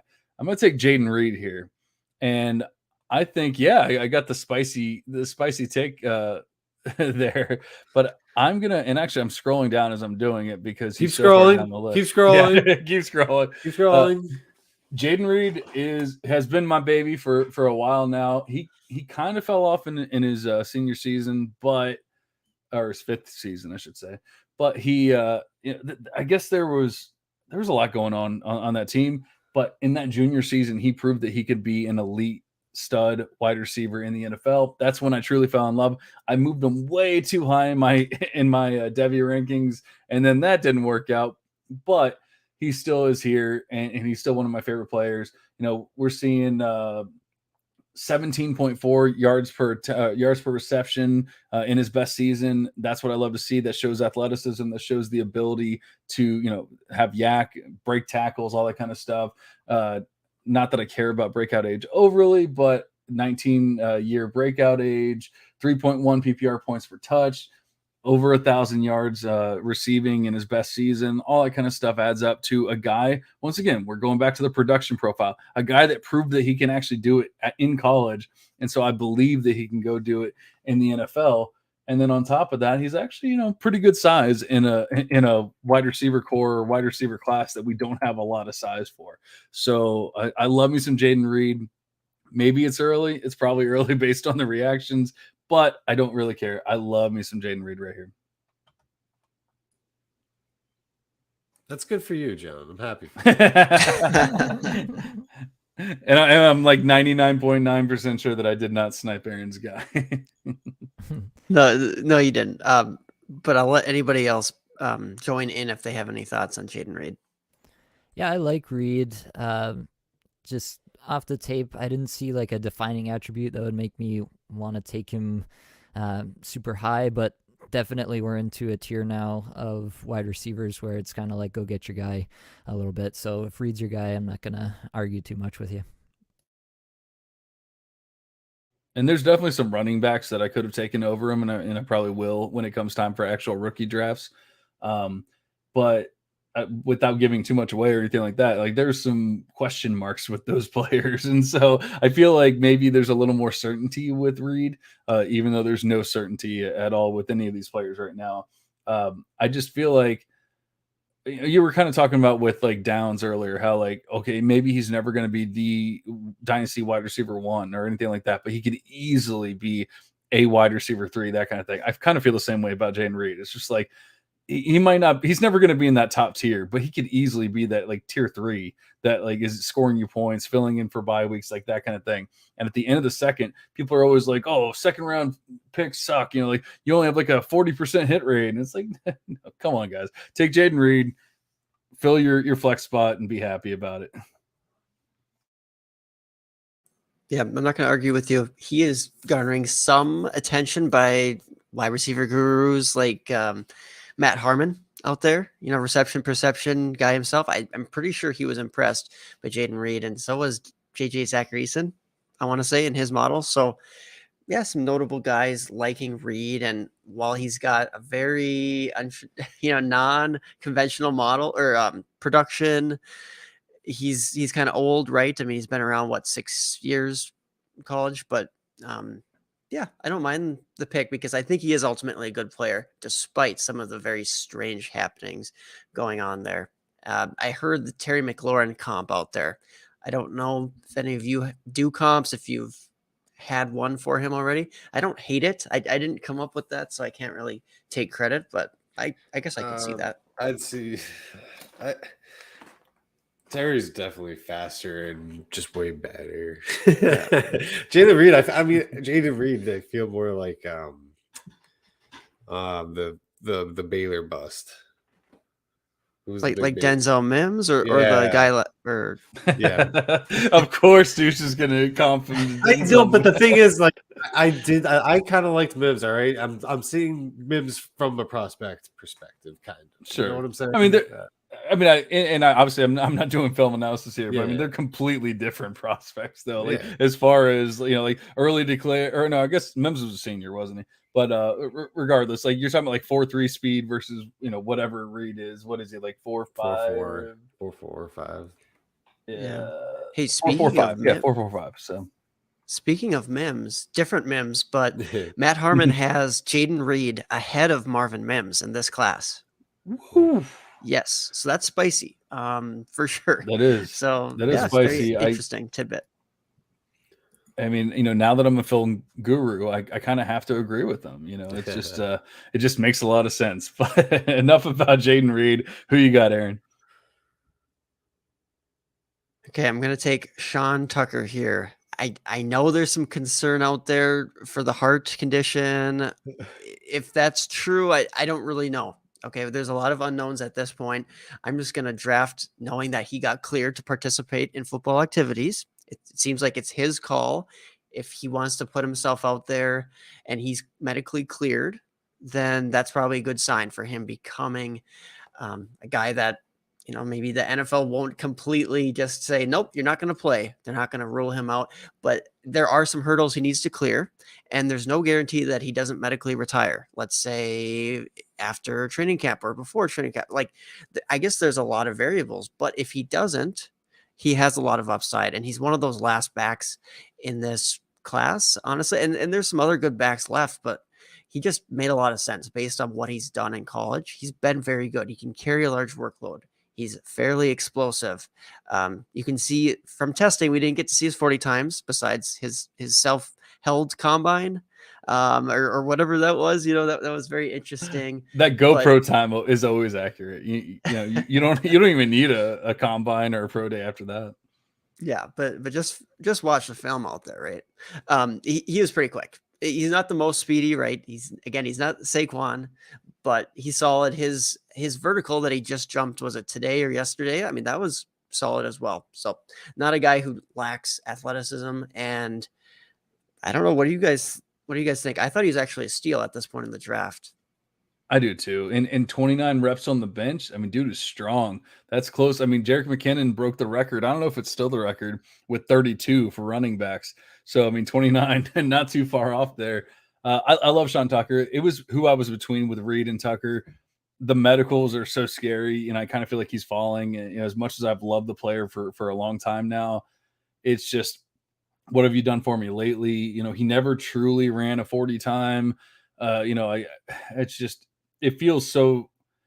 It feels like you're betting against, like, or you're betting against bad odds or whatever it is, like however you want to say it. That, like, I can't imagine that he's going to actually like see the field early, like that kind of thing. It could obviously happen, and obviously we hope that he's healthy and all that kind of stuff. But the other thing is, we have no idea. Like, we had one like random person with 800 followers retweet a guy that has 50,000 followers, but it was an article that was behind a paywall that, I mean, I don't pay for and you don't pay for. So, like, has anyone actually seen the article? Does it actually say that Sean Tucker has a heart condition? Or is it like, who knows? Maybe it could be a heart condition, like that kind of thing. I have no idea. We have no idea. We'll probably find out here in a couple of days, because I'm hoping, during the NFL draft that we'll actually, hear that analysis of like what is going on with them. Like, maybe they were waiting until the draft to actually like talk about what's going on with his heart. Because like you would think someone would report on it, like beyond some random paywalled article, and we haven't seen it. So with that being said, I love the pick here, 212. For me, he would have been a lot earlier than that had it not been for all of this drama and him not participating in the combine, not doing that, doing the GoPro 40 with it falling 85 times and all that. But I mean, regardless, like, I think he is fast. Like, I don't think anyone's going to argue with the fact that he is very fast. The vertical proves that, like everything proves it. Like, obviously the 29 bench reps shows that he's extremely strong. So I think that I love the prospect. I love the pick here. I don't know if anyone else has anything before Duchesne's gets into it. Yeah, I like Tucker a fair bit, especially at this spot. I think it's the juice is worth the squeeze at this point. Like a 30 BMI, despite like everybody talks about him being small, but like weighs 207. He's got a 30 BMI. Like, what do you really want from your prospects? And then they go on to talk about other guys who have worse BMI and talk about them like they're big, like Tank Bigsby. So, yeah, I'm into Tucker. I think the profile's there, receiving profile's there, the speed is there. He's going to net some big plays at the next level. I'm pretty confident about it. I never saw him as a true workhorse, so I never really had that expectation of him. But I do think, like, similar to what you were saying about A-Chain earlier, John, I think that applies to Tucker as well here. I like it. Who you got, Deshane's? And you know, like, the funny thing is, before we jumped on the pod, I said, hey, you know, like, they're like, how many rounds are we gonna go? And I'm like, oh, we could probably get like at least 3, maybe 4. You know, like, but if we're at like an hour and a half through 3, then we'll probably just shut it down. Well, we're at, like, as we do on the Devy Devotional, we're at an hour and a half through 2. So at least you know you're getting quality analysis here. We'll try and run through this third round pretty quickly, lightning round kind of deal. And then we will get the hell out of here because we're not going to do 4th and 5th. But Aaron has something to say. Yeah, I mean, just to add, to give people a little bit of more concrete information, and this was just reported yesterday, but Bob McGinn, who was a longtime sports reporter for Green Bay Packers and The Athletic, and he basically reported that Sean Tucker was found to have an ongoing heart issue when evaluated in Indianapolis ahead of the NFL Combine in February. And then some anonymous executive, so I really don't know what that means, says that it sounds like it's not going away. But again, that's not clarity, but that is something where it does confirm, yes, heart, not much past that though. Exactly. It's an unknown at this point. Lightning round, man. I'm really, I really don't even know. There's so many different ways that this can go right now. I'll need to take a shower. I haven't showered today, so I'll just take Tank Bigsby. It's the third round. All right. If the round starts with 3, you can't even yell at me for any pick. Right? It's true. It's true. Like, I mean, he's had the name value for. We don't need to do a whole lot of analysis here. Everyone's known him for a long time. He's kind of produced. He an NFL team will probably play him at some point. Even the people that don't know him because he's Tank Bigsby. So yeah, I mean, honestly, it's perfectly fine here. You know, there's people that want to take him at 112. So, you know, at 301, it's perfectly acceptable. Nathan, who you got here at 302? Would he have much hype if his name was John Smith? Nope. No, Okay. No, absolutely not. And you know, we've already talked about Jarquez Hunter, but we'll talk more about Jarquez Hunter as the offseason rolls on. Nate, who you got? Yeah, for myself, I'm going to go with Tajay Spears here. I think he's been getting a lot of hype through the process, and I think that's going to result in some NFL team really liking him and him getting a pretty significant role right off the hop. So at 302, I think he's a good pick here. That's who I was between. That's who I was between, not Tank, but Tajay, and then the player that I'm going to take here. And it's going back to, you know, the tight ends not losing their value, not losing, you know, being able to contribute, all that kind of stuff. I love me some Sam Laporta. Honestly, like I don't have him that far behind Dalton Kincaid, and not that he got drafted that far behind him. I mean, in like half a round, a little bit more. So I love the value here. I think that he's going to produce. I think he's going to, you know, at the very least hold value. And I'm hearing a lot of hype from a lot of people, like the big major NFL analysts and all that kind of stuff about Sam Laporta. So I love it here. Yeah, definitely a riser. So at 304, excuse me, I'm going to select Keyshawn Butte once, just top end wide receiver, recruit talents in Devy, C2C, etc. He has fallen off since being injured.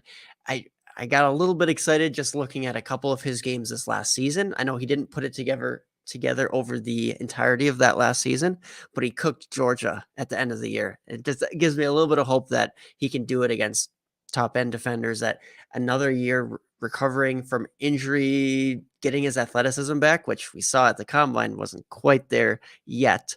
I'm hoping he can get back to that, you know, better form that we were seeing his true freshman and his sophomore seasons. So at the 304, that's Keyshawn Butte, LSU wide receiver.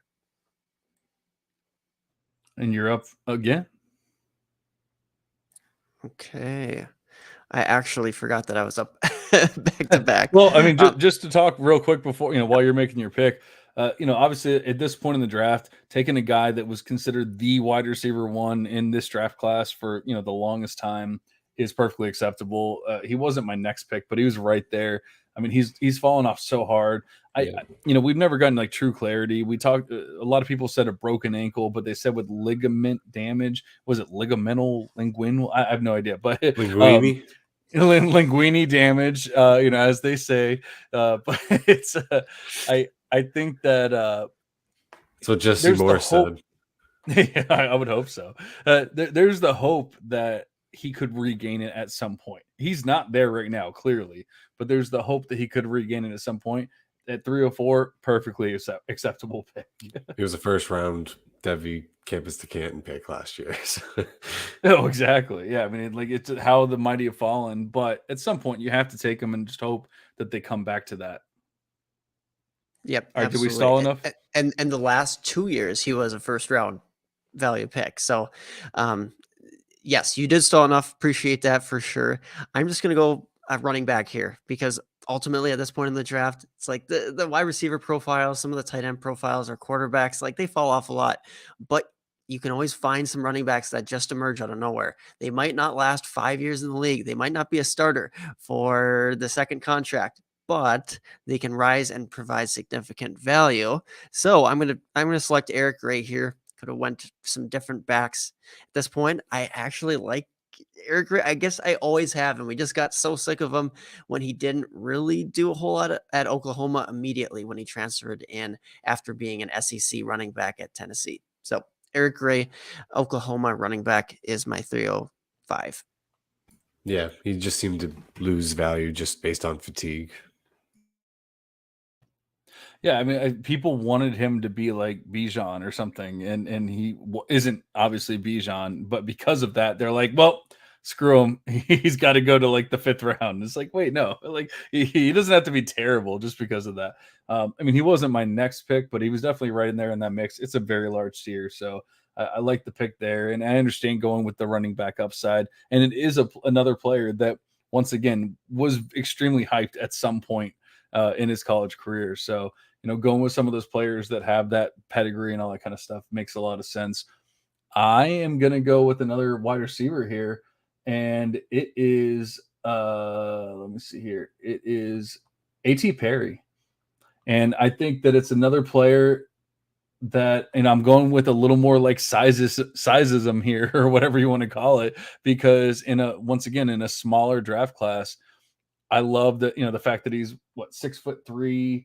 I lost it for a second. 198 pounds. He's not overly athletic. He runs a 4.65. Like that's not going to wow anyone or anything like that. But he's just a player that had another, another like not prolific, but like he had a quality production profile, that kind of thing. What I look for in these kind of players is like PPR points per touch. If you can score PPR points in college, you can score PPR points in the NFL. He had 4.09, which is up with like some of the top players, like your Josh Downs and Jalen Hyatt's, Marvin Mims, like that kind of thing. Even higher than some of the like the top guys. But obviously, they're probably doing it with a little more actual volume, so it's going to come down a little bit, of course. But like he meets kind of every threshold. He has the size. I feel like at this point in the draft, like I'm willing to bet on a guy like that. We're in the middle of the third here. Perfectly fine if he misses, if he busts, it's not the end of the world. But if he hits, it's going to be a damn good hit right there. Yeah, and that brings up Nate. All right. Yeah, for myself here, I think I'm going to go to Cedric Tillman. I actually don't have Tillman and Hyatt far off from each other in my ranks, so to get Tillman basically a full round later than Hyatt feels pretty good. I think Tillman probably has a limited ceiling, but I do think that he's actually got some pretty decent NFL caliber receiving chops to his game. I think he's probably like a budget Cortland Sutton. He's going to be a guy that you can fill in your flex on bye weeks, and I'll take that at the 307. I like it. Duchesne's up for 2. And it seems like you had something to say about AT, unless you were just trying to fill time. Nope, I got nothing. All right, baby. Who you got? So I think this is my last 2 picks of the night. So I'll just take 2 of my guys, 2 wide receivers to close it out. 2 very different wide receivers. First up, we're gonna go with Jonathan Mingo, Jonathan AJ Brown, DK Metcalf Mingo. Oh man, his hype lately has been wild. I know, and I've liked him for a long time. I've traded him to Aaron in our campus league, and I want to buy him back, but it's like, dude, I can't buy him back like the one place where I sold him when we got these rookie drafts coming up now. But anyways, like he's got this. This is an upside pick. He's got size. He's got speed. But can he separate? I don't know, dude. But he's pretty big. He looks like AJ Brown. He's hyped as fuck right now, and I've liked him a lot as a player, as a campus to Canton player over the last couple of years. So it's just one of my guys that I'm grabbing here at 308. Anything on that, real quick, guys? Matt Harmon favorite right there, apparently, which is very strange, right? You wouldn't expect that. I wouldn't have expected that at all. Yeah, but I mean, as far as a slot receiver, I get it. Again, I was saying earlier, I'm not really into a lot of wide receivers in this range, just because ultimately, what is the true ceiling or upside? Like, what is the hit rate for 3rd to 4th round wide receivers in rookie drafts? But I don't mind that by any means, especially It's with the the hit hype he's rate of getting. anybody. Yeah, well, and you're gonna be able to sell him probably for more. So if we're going back to that value game, it's like with the hype, and we're not gonna say that dirty word today, but with the hype, we'll just use that term that he's getting. You might be able to sell him for a lot more in a couple days. I mean, regardless of anything else, I think he's going to be drafted. At this point, he's getting so much hype. Every podcast I'm hearing, every article I'm seeing is talking about Jonathan Mingo, Jonathan Mingo, Jonathan Mingo. So, like, I think he's going to go earlier than this. So, in this draft, it's a steal. But I do not love the player. I mean, dude, as a senior, did not lead the team in receiving. Like it's not great. It's not great, Bob. So all these like DK, and I know Duchesne's was kidding, but like I mean, people are like truly comping him to AJ Brown and DK Metcalf and all that kind of stuff. And like I get he's big. He's not. I mean, he's fast. He's not like overly fast or anything like that. If Marvin Mims has non-elite, very good speed, then Jonathan Mingo is slow as fuck. So. You put it so eloquently. Thank you. I've been working on that one, but it's I like the pick for the hype that he's getting and everything, but man, I hate the player. I'll tell you that much. See, I've always liked him a bit, so that's why we differ. That's why some of us win, John. There we go. 309. I'm doing another wide receiver. It's a bit different though. So this could be a total reach, but whatever. I'm taking Mitchell Tinsley out of Penn State, 6 foot, 200 pounds. He's not as quick.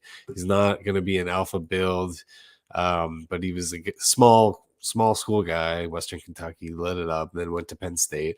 And I don't know. He's just like solid, like a Tyler Lockett kind of just, I don't know, solid as fuck wide receiver that I just like a lot. There's a lot of guys I was going to pick here as my dude, so I have to find them, don't I? It was so bad of a pick that it won't even let me type it in and give me an error message. So yeah, quality work from Duchesne's here. No, that's what I'm here for. I only put like 48 players in, so I mean he easily could have been the 49th, but I'm pretty sure he was like the 83rd. But it's all good. All right, Nathan, who you got? We're gonna leave that one empty because that's all we got. All right, at the 410 here, I'm gonna go with Darnell Washington. I think obviously there's a pretty strong upside case to be made here. At the 310, I'm just chasing upside pretty much, so I'll take the tight end who somebody's going to fall in love with. Hopefully they use him as a red zone weapon a whole lot, and I get a back end tight end one season out of him somewhere. Yeah, I get it. I mean, he never did anything, but he's kind of like the Bijan to Roshan thing. Like he at least has that excuse where unlike a Jonathan Mingo or somebody like that, where like they literally have no excuse. Like he at least has that excuse. Elite athleticism, can block like hell. The only problem is, is he going to just be a blocker? Is he going to be a tackle? That kind of thing. But you're not paying second round prices here, so it's perfectly acceptable to take him here at the end of the third. And then that brings me up. I'm so happy because I realized that I only had one pick left at this point, and I was like, oh man, I gotta talk about my baby, my boy that is being so underrated. I don't understand it. It doesn't make any sense. Trey Palmer out of Nebraska. Like, you want to talk about elite speed. That boy has elite speed because it's not 4.38, boys. It's 4.33, true elite speed.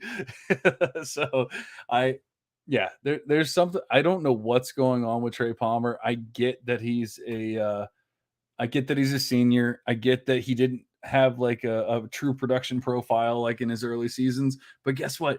He played with Justin Jefferson and Jamar Chase. And then even beyond that, he played with Kayshon Boutte before he sucked.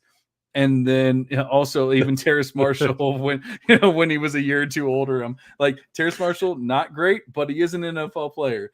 He also played with Thaddeus Moss, who once again, not great, but an NFL player. So I think there's some reasons that we can say, or excuses that we can make why he didn't overly produce early, but then he went to Nebraska in his senior season, transferred out, and just completely blew up. He obviously shows that elite speed, 4.33 speed, but I think we see a lot more than that. He's not just Jalen Hyatt. He's actually a receiver that has elite speed, and so I don't understand. He's going as like the 47th player or something like that in DLF ADP. Like maybe it's not 47, it's like 42nd, whatever it is. It's extremely late. And it blows my mind. It's so late. It doesn't make any sense. I love Trey Palmer here. Honestly, I'd probably take him at least a handful of picks earlier than this. I really like the pick. I'm a Trey Palmer guy. Really bought into him this season. It paid off in C2C, but yeah, there's that uncertainty out there. And this part of the draft, I love it. So probably my favorite pick in the late third here. That's for sure. 2 steals of the draft. Izzy and Trey, steals of the draft. I mean, come on, guys. We're going to put this out as a poll. You already know who won. I mean, it's just too damn easy. But all right, Aaron, wrap it up for us. Obviously, we're not going to go into round 4 here, sitting at almost 2 hours. Yeah. And it is going to be hard for me to win out there in the poll, drafting out of the 4, 5, and 12 spot every round. But we'll give it a shot with this last pick. Maybe that will sway the voters out there. I know there He's are already a lot. sandbagging. Yeah, I'm pandering. Right. I'm pandering to the audience here. Let's go with the guy that I know a lot of people have hope for.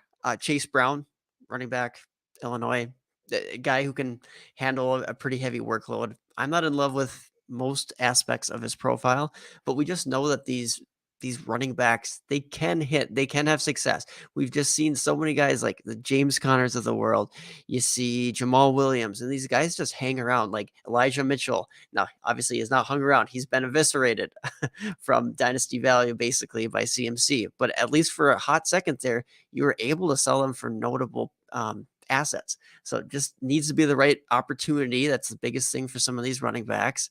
And I don't think he's the worst talent ever. He's just not an elite talent, but anyways. So at the end of the third, going Chase Brown. Yeah, I like it. I mean, he got a lot of hype, especially early on in the offseason. I think it's kind of fallen off a little bit, when he didn't like truly prove to be like elite at anything, which is kind of his college profile, honestly. And that's why I would never take him anywhere in the second or anything like that, which is kind of where he was being pushed up to. But at 312, perfectly acceptable. He was actually my next running back. He wasn't my next player, but he was my next running back off. Actually, I'm sorry, he was my second to next. That doesn't make any sense, but he was he was very close to being picked if it was my pick, that kind of thing. So I like it there. Does anyone have any like substantial Chase Brown takes? Nope. I'm okay with Chase Brown there. I'm not like super excited about the player, but I do think like he's another one of these guys, right? Like you figure if the starter goes down in front of him and he's forced into a big workload, you figure he can actually carry it and he can actually give you some production that way. Yeah, apparently he ran a 4.43. Like I did not realize that, and I don't know if that was a pro day that we need to adjust. That's just what I saw on Player Profiler, so I thought that was interesting at 209 as far as weight goes too. Yeah, it's weird because I mean his big thing was more volume and not like any kind of elite production or anything like that. Like so, like you don't see the burst, you don't see that kind of stuff. At least in the stats, I don't know about the film, but at least in the stats, you don't see that kind of bursty player that I get excited about, and that's why I've never been big on Brown here. But enough about Chase Brown.